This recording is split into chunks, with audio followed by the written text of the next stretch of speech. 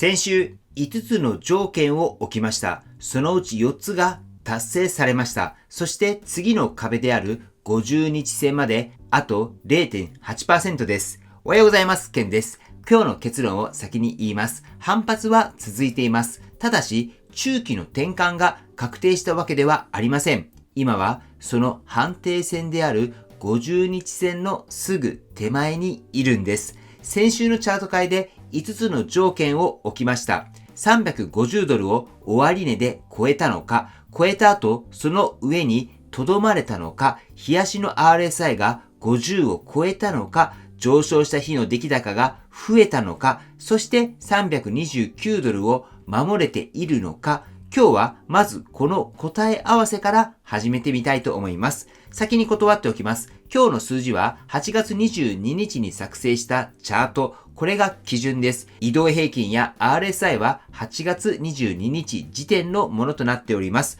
まず一つ目ですけれども、350ドルを終値で超えられたのか、答えは達成です。8月22日の終値は 362.86 ドル。先週お伝えした最初の壁をはっきりと上回ってきました。そして2つ目です。超えた後にその上にとどまれたのか、これはまだ判定できていません。350ドルを超えたのがごく最近だからです。数日間その上で終値をつけられるのか、ここは今週の宿題として残ります。そして3つ目ですけれども、日足の RSI が50を超えたのか、答えは達成です。先週は 48.82 で中立線の手前で止まっていました。今回は 58.01、50ははっきりと上回っています。RSI の50っていうのは買いと売りの力が釣り合う線です。そこを日足で超えたということは、数週間の流れが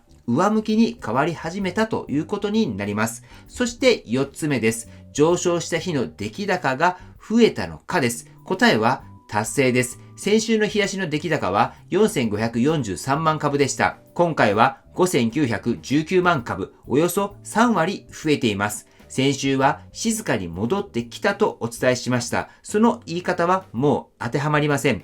上がる日に人が動くようになっています。そして5つ目です。329ドルを守れているのかです。答えは達成です。20日移動平均線は 328.14 ドル。終値はその1割ほど上にあります。先週は20日線の 4% 上にいました。今回は 10% 以上です。下値の心配をする局面ではなくなりました。ということでまとめていきたいと思いますけれども、5つのうち4つが達成です。残る1つは超えた後にとどまれるかどうかで、これは時間が必要です。先週反発は確認、転換は未確認とお伝えしました。その転換の条件が着実に埋まってきています。では、数字で見ましょう。297.38 ドルからの反発率は、先週の 15% から 22% になりました。先週末の 342.27 ドルからも 6% 上がっています。1週間で局面がはっきり動き出したんです。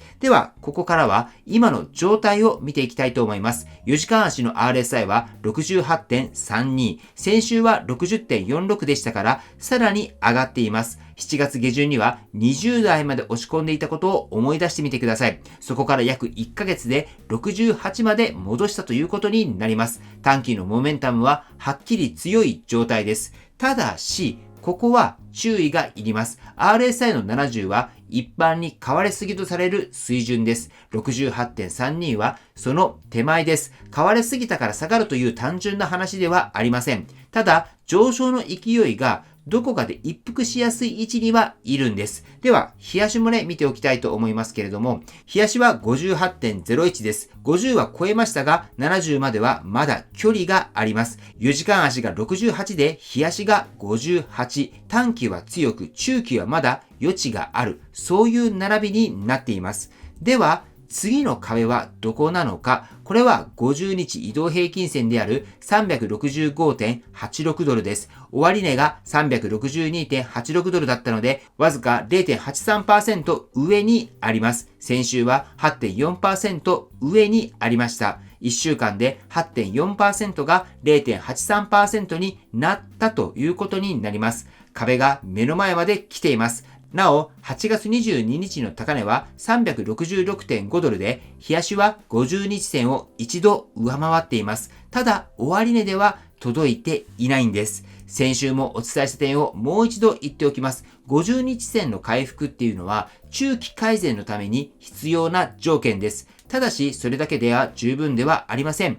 超えた後、その上に留まれるかどうかです。条件2で残った宿題がそのまま50日線でも問われているということになります。そして、さらに上を見ておきましょう。200日移動平均線は 403.32 ドルです。終値からは11.1% 上です。先週は 18.6% 上にありました。距離は縮まりましたが、まだ長期のトレンドっていうのは戻ってはいません。では、視点を引いてみましょう。今週は前の週の終値から 6.02% の上昇でした。週足の終値は 362.86 ドル。週足のレベルでもはっきりした戻りの2本が出ているんです。そして出来高をもう一度見てみましょう。日足の出来高は5919万株。先週の4543万株からおよそ3割増えました。上昇した日に出来高が増える。これは先週まだ確認できていないとお伝えした点です。でもここで一つ気になる点があるんです。4時間足の出来高デルタが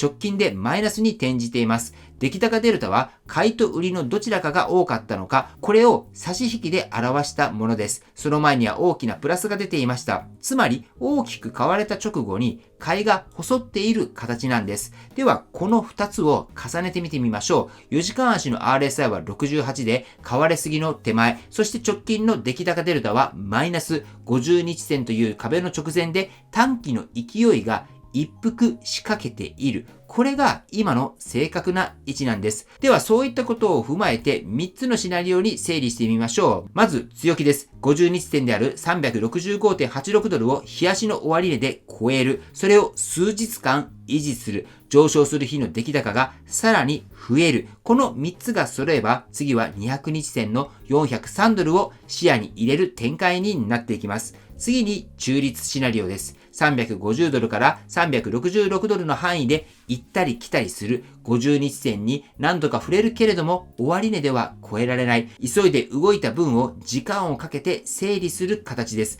4時間足の RSI が高いことを考えるとこの形っていうのは十分あり得るんじゃないかと思います。そして最後に弱気です。50日線に届かず350ドルを日足の終値で割り込む。次に342ドル付近を確認しに行く。そこも維持できなければ20日線の328ドルまで戻る展開です。反発そのものが否定されるのは328ドルを割ってからです。では今週の5つを置いておきます。50日線である 365.86 ドルを終値で超えれるのか、超えた後にその上に留まれるのか、350ドルを守れるのか、上昇した日の出来高が増え続けているのか、そして4時間足の RSI が70を超えた後どう動いたのか、上がるか下がるかではなくて、この条件で見ていきたいと思います。はい、ということで本日の内容は以上です。今回の動画が参考になったと思われたら、高評価をよろしくお願いします。僕の YouTube は毎日発信しています。僕の YouTube をご覧になってもらえば、テスラの情報はほとんど網羅すると思いますので、チャンネル登録がまだな方はチャンネル登録の方をよろしくお願いいたします。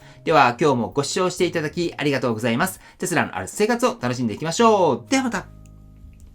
推進です。毎日使う洗剤が実は海を汚す元になっているっていうのをご存知でしょうか？洗剤の泡を庭の草木にかけようと思いませんよね。それくらい環境には実は洗剤っていうのは優しくないんです。でも僕が今家で使っているナノトップは洗浄成分が 100% 植物性なので自然を汚しません。しかも洗浄力はしっかりあって、これ1本で食器もトイレもお風呂も車までも掃除することができるんです。50倍に薄めても除菌効果があり、価格も市販の洗剤より抑えられています。洗剤を変えるだけでも環境のためにできるということになります。今なら法人様向けに全国どこでも無料のデモ掃除を行っています。ご希望の法人様は僕の LINE の方からお問い合わせの方よろしくお願いいたします。そして公式リンクは概要欄に記載していますので、ぜひね、ナノトップに興味がある方はご覧になられてみてください。はい、ということで本日も最後までご視聴していただきありがとうございます。素敵な一日をお過ごしください。